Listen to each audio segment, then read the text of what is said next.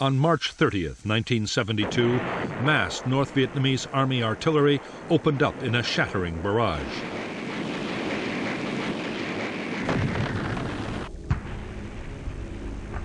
The targets for the guns and rockets were South Vietnamese positions across the demilitarized zone, separating north and south.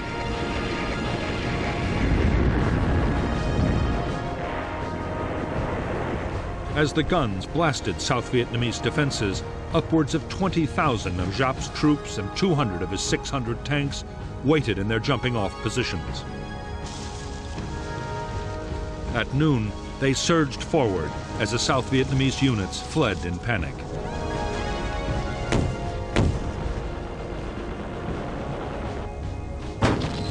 Facing the northern onslaught was a weak South Vietnamese infantry division and a Marine brigade. Their 12,000 troops were scattered across 13 combat bases and outposts.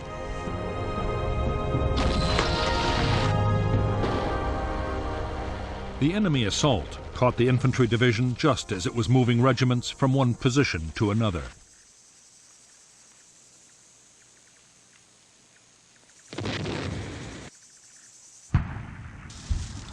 The southern defense was thrown into complete chaos. Intelligence reports had predicted a northern attack, but no one had expected it to come on the demilitarized zone. After 2 days of confused fighting, on April 2nd, the South Vietnamese began to retreat to a new defensive line.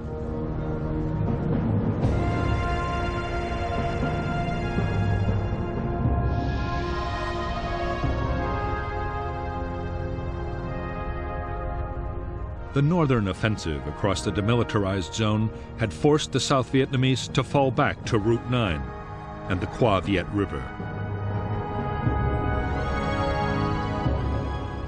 To the west, the line was held by Camp Carroll, the Rock Pile, and the My Loc combat base. In 2 days, these bases fell and the NVA pushed to within 10 miles of Quang Tri City.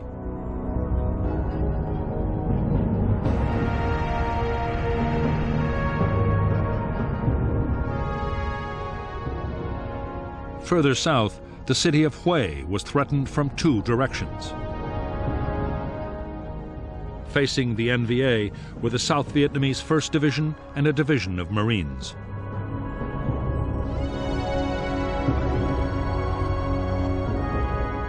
The attack opened on April 1st, 1972. To the west, the 324B Division pushed Southern forces back in heavy fighting.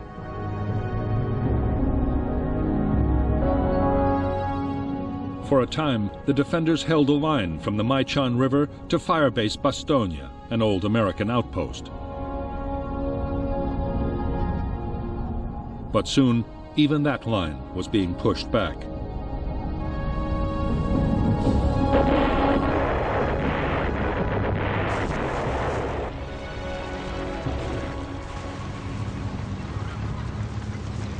The North Vietnamese attack on Quang Tri City and the push towards Hue were furious assaults.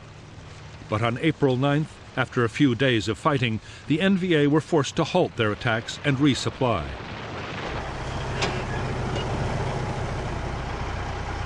Outside Quang Tri, the North's failure to keep up the pressure saved the South Vietnamese defense from complete collapse.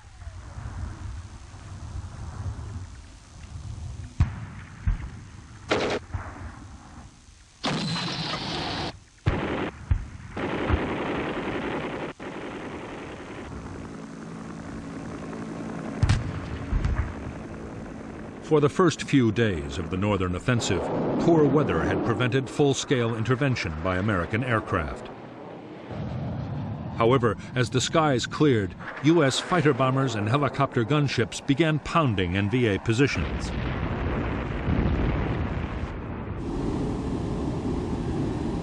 They were joined by massive air reinforcements rushed to the region, including B-52s and 4 more aircraft carriers.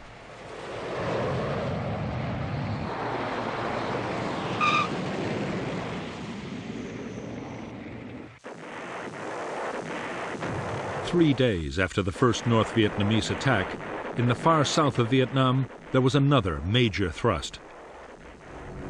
This time, the assault was barely 50 miles from the southern capital, Saigon.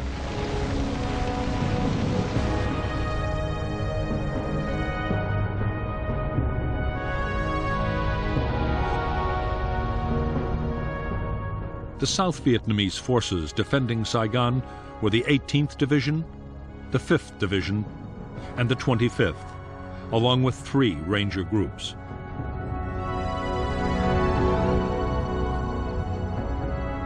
On the North Vietnamese side, 3 divisions, at one time Southern Viet Cong, but now almost completely Northern, were backed by tanks and 2 independent infantry regiments.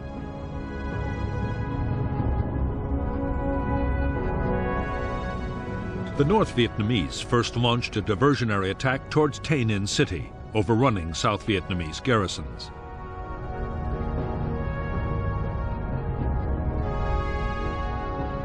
In the main blow, the 5th Division assaulted Loc Ninh. In spite of intense American air support, the town fell. Meanwhile, the 7th cut Route 13 and the 9th prepared to attack An Lac.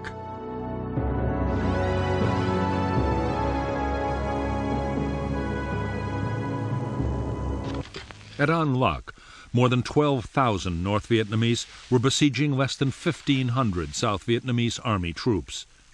The town was surrounded and ripe for an immediate assault. NVA artillery was pounding the defenders.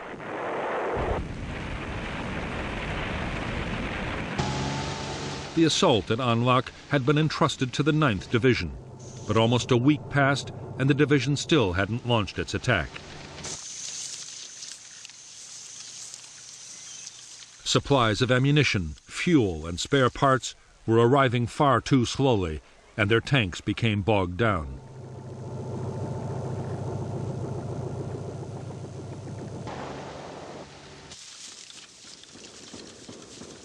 The NVA finally mounted its assault on An Lac on April 13, 1972. At once, American helicopter gunships pounced on the attackers. In 3 days of mass infantry assaults, spearheaded by tanks, North Vietnamese troops managed to seize the northern part of the city. But they failed to break the defense.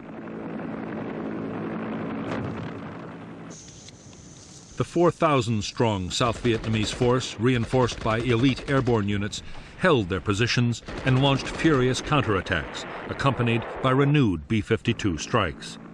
The carnage would continue until on May 15th, the Viet Cong forces withdrew.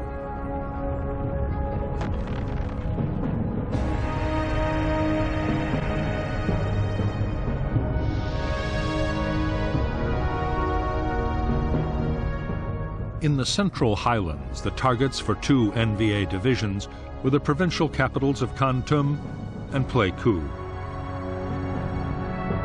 The defenders, the South Vietnamese 22nd Division, fell back in disarray, but were instantly reinforced, and they succeeded in holding the town.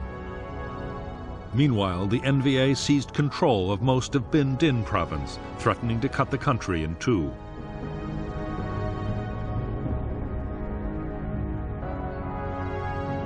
On April 6th, Nixon ordered the resumption of full-scale airstrikes over the north and naval gunfire to support the beleaguered South Vietnamese.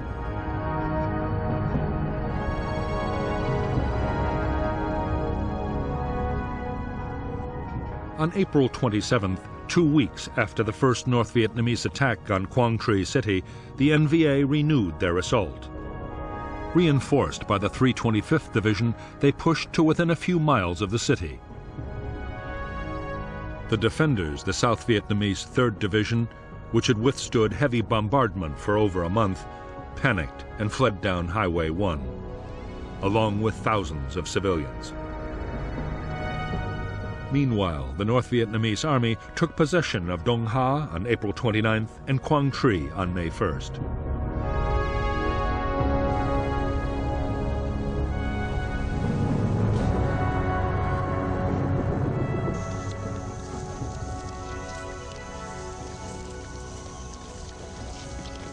Abandoned by their officers, the flight of the South Vietnamese Army's 3rd Division, along with the soldiers' families and the inhabitants of Quang Tri, was a rout. In the confusion, bridges were blown too soon, stranding men and equipment.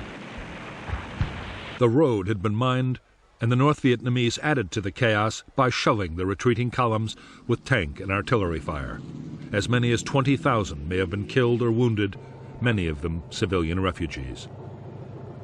The fear now was that the NVA would follow up their victory by storming down Route 1 to the city of Hue.